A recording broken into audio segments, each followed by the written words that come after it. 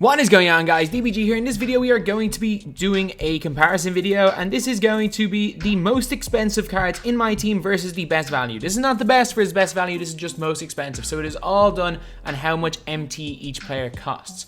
So yeah, and we're also going to do one in each position. And also, for example, for power forward, it's say Blake Griffin rather than say Anthony Davis, because I think Anthony Davis is the most expensive one to actually buy. But Blake Griffin, all the cards in his collection cost something like 2.6 million or something. So it does cost 2.6 million to get Blake.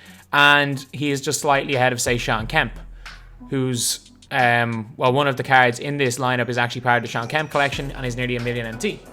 So obviously we're going to put Blake Griffin in the squad. The small forward position, the most expensive one as far as I know, because there are no collection rewards as far as I know at small forward position. Danny Granger is really expensive. I'm pretty sure that the most expensive one you can buy right now is Kevin Durant. This is me checking on Saturday, so I'm not entirely sure if prices may have changed. KD card came out yesterday. The two-guard position, surprisingly enough, it's a diamond, and it's Michael Jordan, who's about 800k to $1 million at times. Like, he can get super expensive because he's in the set for Sean Kemp, and extremely, extremely rare.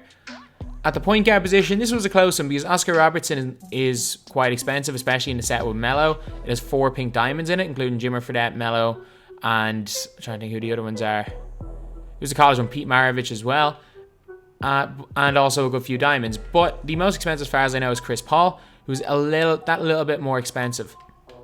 CP3, 99 overall, Galaxy Opal, and he is like not the best. Slow release, 6 foot tall, but his stats are unbelievable. If they gave him base 11, he might be quite good, but unfortunately they didn't. Great stats though, and was decent enough when at the time when he came out, I guess.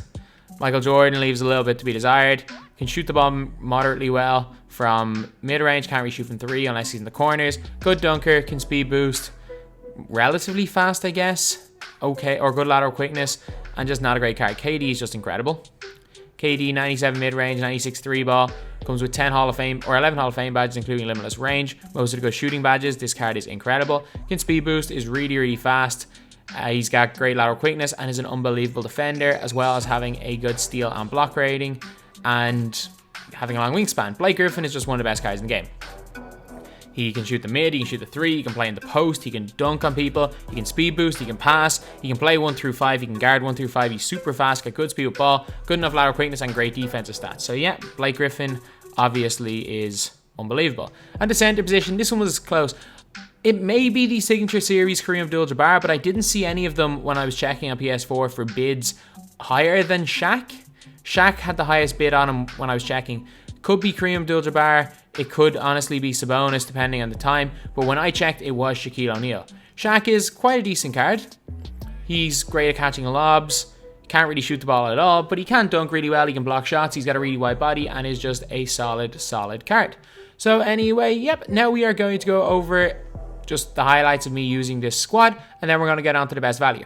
So in this game right here, we weren't playing as the best team, but we were playing as a nice player.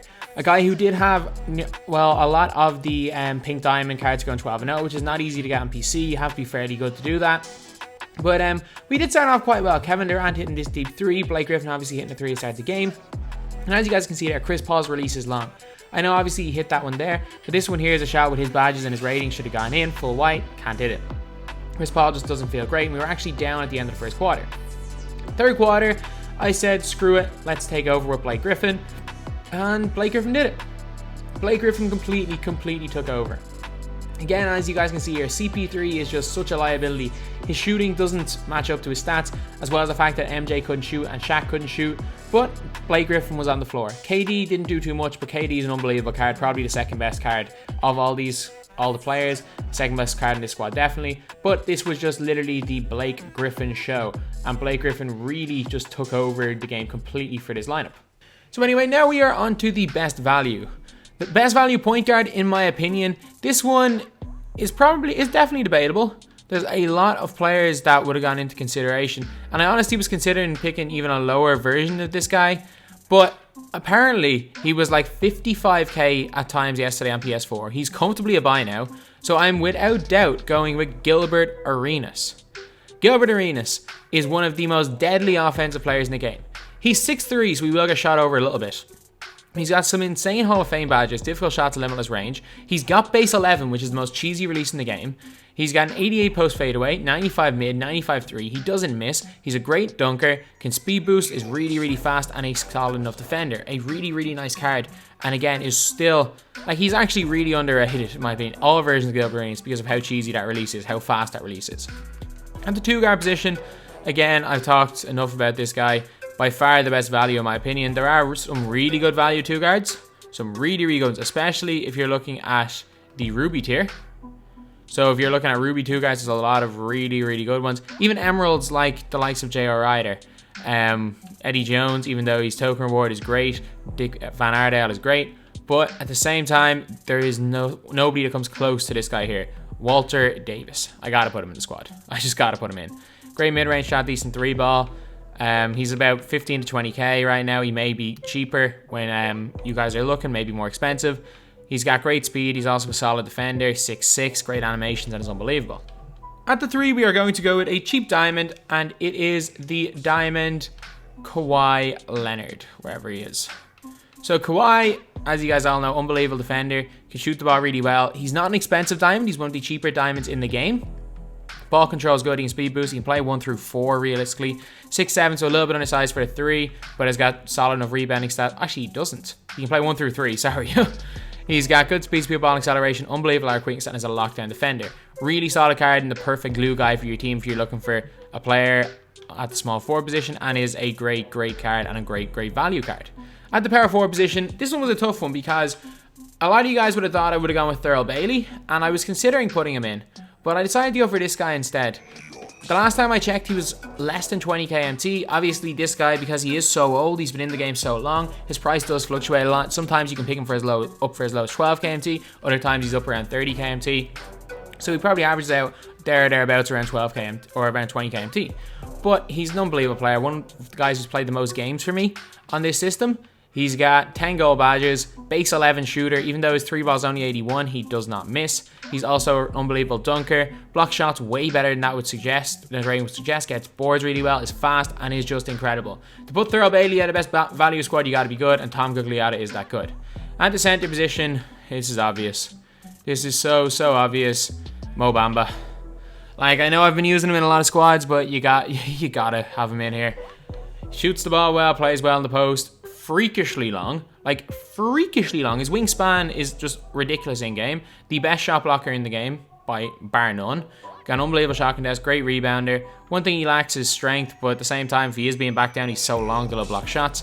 He's got great speed of 88, decent defender, and just really solid. So anyway, now let's get on to the highlights for the best value squad. And I'm not gonna be showing too many long highlights for the best value because it was just crazy. Shooting wise, this lineup was just unbelievable. They just didn't miss at all. Mo Bamba was the main guy who was hitting all the shots. He's hit 2 threes there. Forces Dwight Howard to jump. And then suddenly he's just lighting them up from everywhere in the second quarter. We put up, as a team, we put up 30 points in the second quarter after being down 4 going into it. Mo Bamba there getting the block quite easily. And we went on a break and hit a 3 with Gilbert Arenas. Mo Bamba, if you attack Mo Bamba one-on-one, you are not going to dunk him. You're probably getting blocked every single time. Then Gilbert Arenas got sharp shot creator takeover, which is super OP with Hall of Fame limitless range, and it was just kind of game over at that stage. We went on the fourth quarter. This lineup went back in, and they just continued to shoot the lights out. Walter Davis was attacking the basket well, hitting good fadeaways, and everyone on this lineup was lighting them up. All 5 players, Kawhi included, even though I didn't see him do much. As you guys can see there, they jumped so fast in on defense.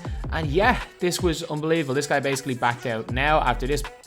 But if you guys look at it, the starters are plus 11, but the bench are plus 41. So now we are going to compare them in the 5 categories. So the first category is rebounding. And without doubt, the best rebounding team was the most expensive. So Shaquille O'Neal cleans up on the boards. The best rebounder, or the second best rebounder I've used this year after Galaxy Opal Wilt. Blake Griffin as well cleans up both ends of the floor. And now we're on to defense. This one is a shock because I thought comfortably it would be this lineup here. But no, it was this lineup here.